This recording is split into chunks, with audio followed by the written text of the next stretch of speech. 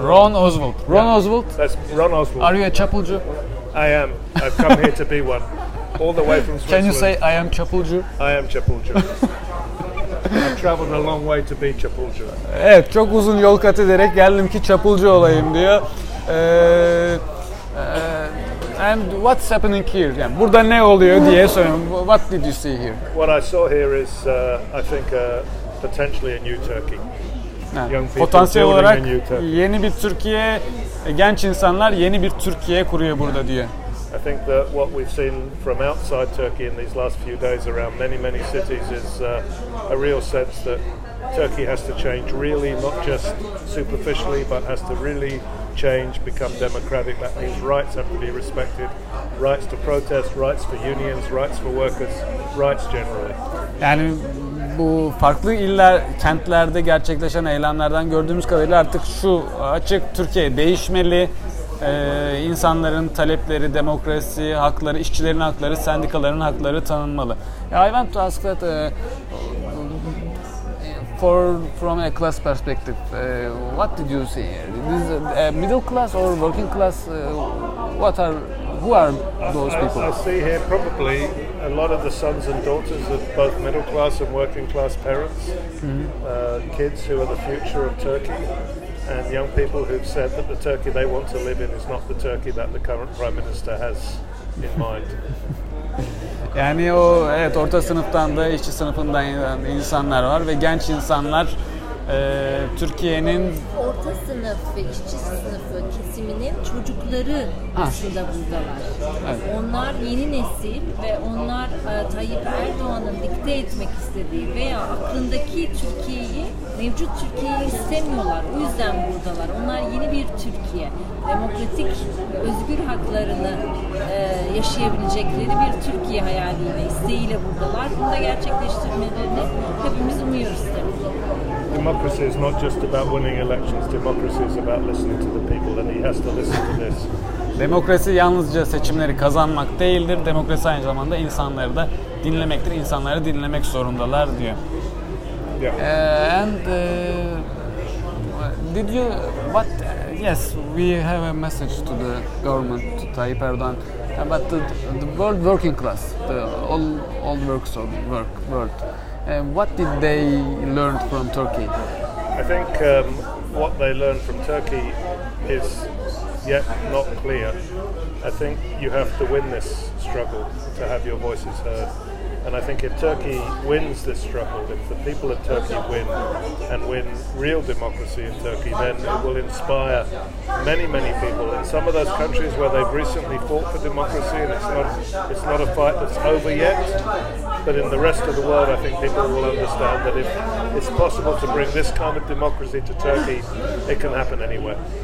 Ben biraz kaçırdım. Yani şeyi sormuştum, hani Türkiye'den dünyanın diğer işçileri, dünyanın diğer insanları ne öğrendi? Ben özetini söyleyeyim, siz şey yapın. Eğer buradaki insanlar Türkiye bu talepleriyle, bu mücadelelerini ve direnişlerini kazanırlarsa birçok insanı da aynı şekilde etkileyecektir ve onlara da moral, motivasyon olacaktır. Including those people who are still fighting in the Arab countries. Özellikle Arap ülkelerinde demokrasi için mücadele eden insanlara da önemli bir mesaj olacaktır. But also workers who live in paper democracies that need to become real democracies. Aynı zamanda kağıt demokrasilerinde yaşayan işçilerin de gerçek demokrasilerde yaşamasını açacaktır. Onlara moralmen ve güç olacaktır, destek olacaktır. And do you have a message to Tayyip Erdoğan? I think that the Prime Minister has to understand that he may have won an election, but that does not give him the right to act against the interests of so many of the Turkish people. And it's time that he listened to the Turkish people at work, allowed them the right to join unions, express themselves, and listen to Turkish people in the streets. He cannot describe these people simply as terrorists. People of Turkey, sorry. People of Turkey. He should not describe the people that I've seen here and I've spoken to as people who are just causing trouble. They are, I think, probably more helpful at the end of the day to Turkey than some of the things that he would wish to do. Yani özetle aktaracağım. Yani Tayyip Erdoğan'a bir mesajınız var mı dedim. O da Tayyip Erdoğan şunu anlamalı. Seçimleri kazanabilir ama buradaki insanların haklarına, taleplerine saygı duymalı. İnsanların, greve katılan işçilerin işçi haklarına saygı duymalı. Türkiye halkının dediklerine saygı duymalı. Kaçırdığım bir şey var mı? And the simple message is listen. Yani burada özet, basit mesaj şu, anlasın. Ya burasını ben ekledim. Dinlesin. Listen, yani dinleyin. Listening is the beginning.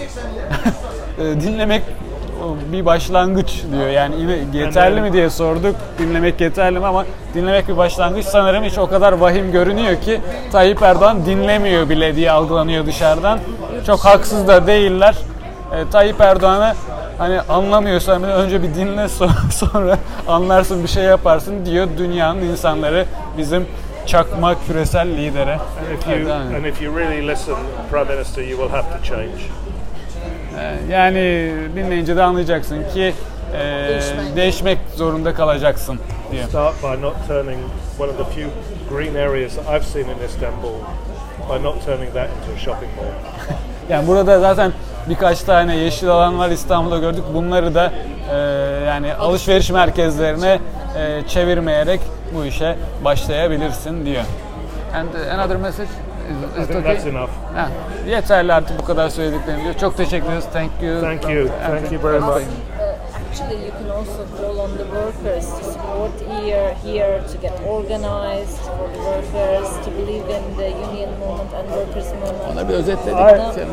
I would hope that the workers will support this, because the kind of rights that people are talking about here are exactly the same kind of human rights that workers in Turkey need in the workplace. And this is the same fight. It should be the same fight. So workers should be here. Some of the bureaucracies that may stand in their way should be swept aside. İşçiler burada olmalı, bu direnişe destek olmalı, çünkü onların iş yerlerinde aradığı, olmak istediği tüm haklar burada savunuluyor. Hakların talepleri burada yapılıyor.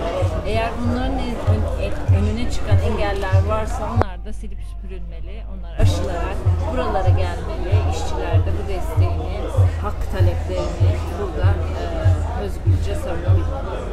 Teşekkürler. Thank you. Teşekkürler. Bye.